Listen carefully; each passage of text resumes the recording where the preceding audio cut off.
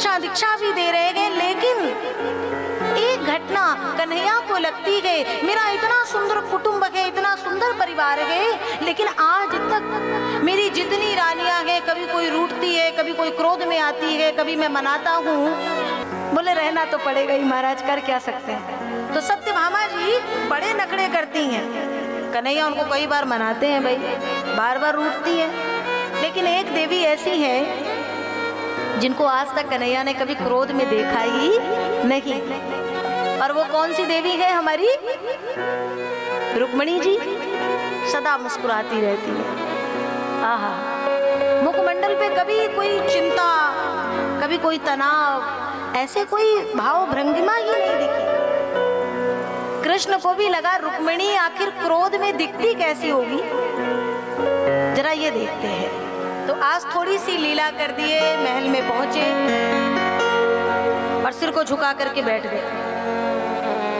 रुक्मिणी मैया आई, प्रणाम निवेदित करी और फिर कहती है सरकार की जय हो। प्रभु कहाँ से आ रहे हैं? बाहर सब ठीक तो गए?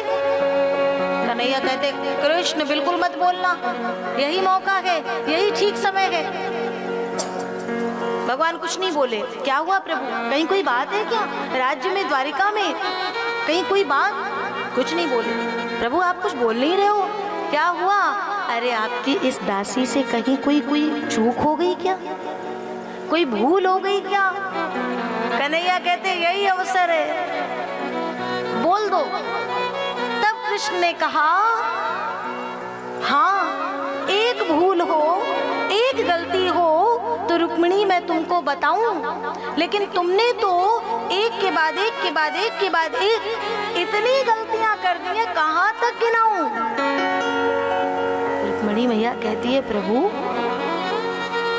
मैंने इतनी गलतियां कर दी, लेकिन सच कहती हूँ इतनी गलतियों में मुझे एक का भी भान नहीं है, एक के बारे में भी पता नहीं है। अगर आप कह रहे हैं तो मैं उन गलतियों को तुरंत सुधारूंगी, लेकिन आप जरा 2, 4, 5 गलतियां मुझे बता दें, क्या क्या गलती है। सुनिएगा ये सुंदर संवाद।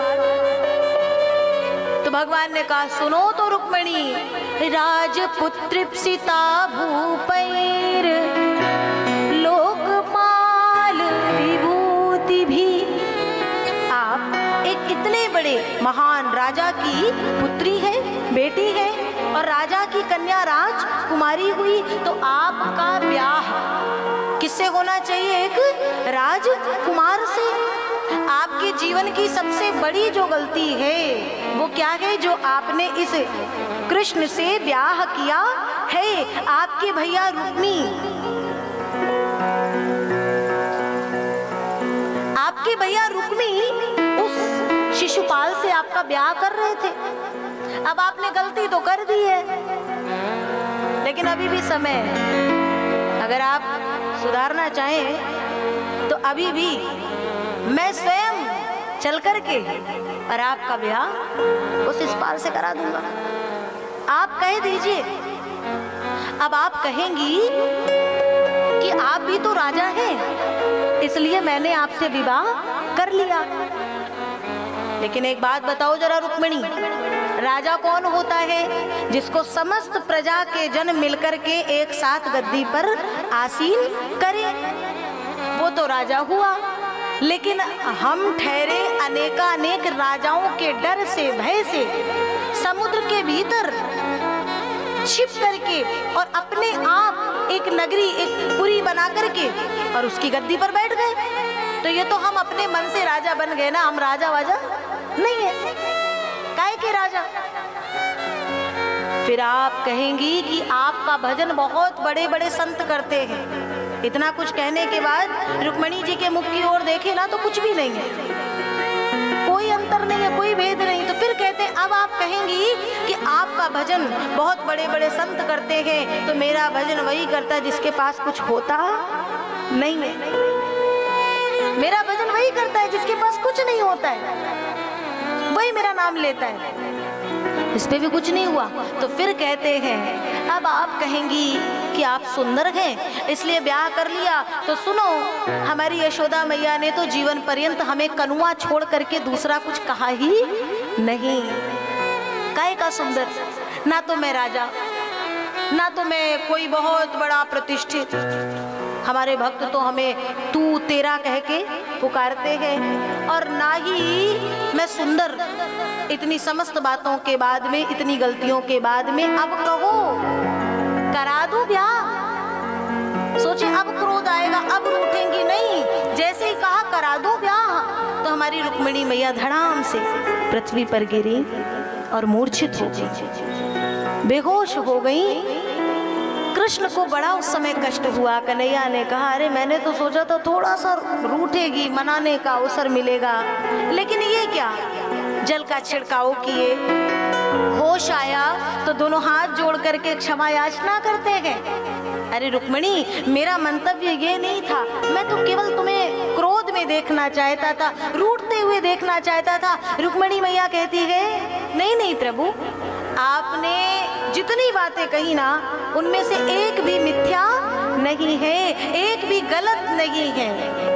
और आपने कहा मैंने जीवन की बहुत बड़ी गलती करी है आपसे ब्याह करके, तो अगर मैंने सच में बहुत बड़ी गलती करी है तो जगत की, संसार की हर नारी को ये गलती करनी चाहिए। जगत की हर स्त्री को ये गलती करनी चाहिए। और आप कहते हो अनेकानेक राजाओं के भय से आप समुद्र के भीतर निवास करते हो, तो सरकार आप परमात्मा हैं, और परमात्मा जीवात्मा के, मनुष्य के, जीव के आत्मा रूपी समुद्र में ही निवास करता है। समुद्र उपलंभन मात्र आत्मा।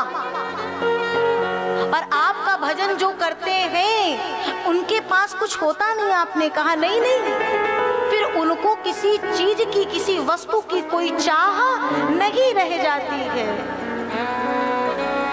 जब आप रूपी रत्न, जब कृष्ण रूपी हीरा उन्हें मिल जाएगा, तो सोचो वो कंकड़ पत्थर क्यों बटोरेंगे प्रभु।